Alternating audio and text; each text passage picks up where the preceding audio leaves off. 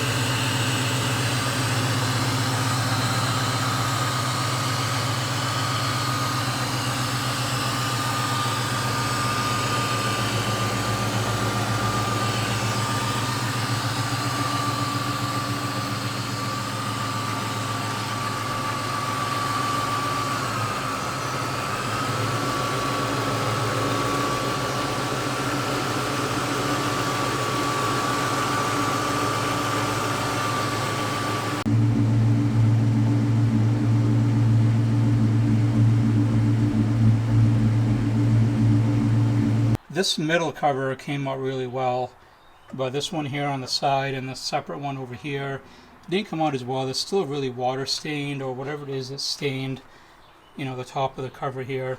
This one came out quite well, but these here are not staying long term anyway. I have plans for different covers to go on this, and I'll talk about that later on in another video. But you can see here, I'm not sure how well it came out in the other video clip that I showed, but this was all oil stained through here and up around in here.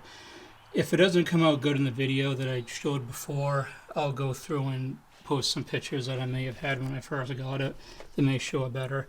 But there's all kinds of gunk and stuff that was inside these bolt holes for, inside those bolt heads for the cam covers and all that. But overall, it all came out quite well.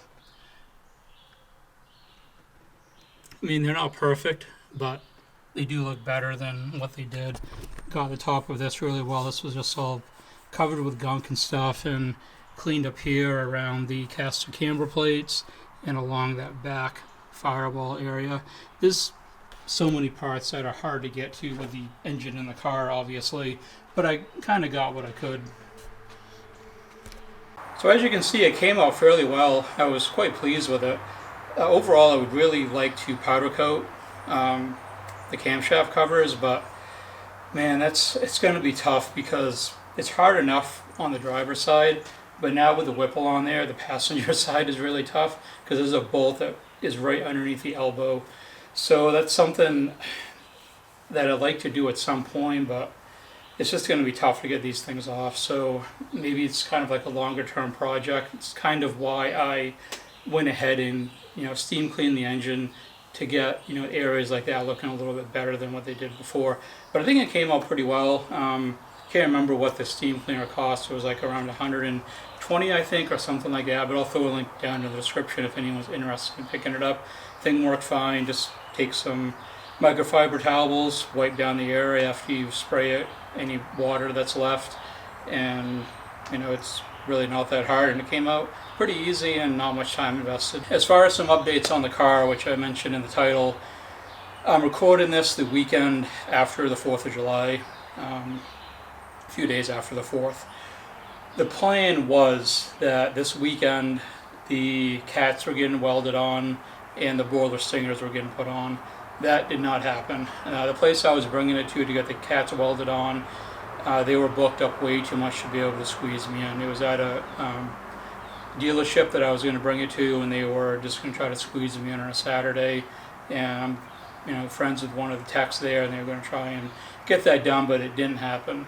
So I guess the next plan of action for what I'm going to do is when this goes down to Cobra Dan's down in Massachusetts for the fuel pump harness, the custom harness that he's doing with the fuel pumps, I'm just going to have him weld the cats on if he wants to do that, because it wasn't discussed beforehand. But I'm hoping that it's really not too big of a job. You just basically drop the cab back and the X pipe, cut out the section that you need for the cats, weld the cats in, put the X pipe back on, and then just throw the broiler stingers on instead of the Bassani. And it really shouldn't be too involved, but I want to talk to him first before.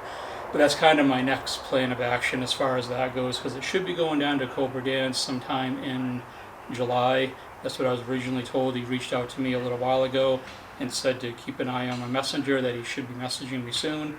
So I'm hoping that later on this month it will go down there and have the whole new exhaust setup done. Then I can finish that video that I told you guys about earlier with the broilers versus the Sony catback. So that will conclude the video. If you guys did enjoy it, make sure to leave a like, and the subscribe button is down below if you're new to the channel. But above all else, thanks for watching.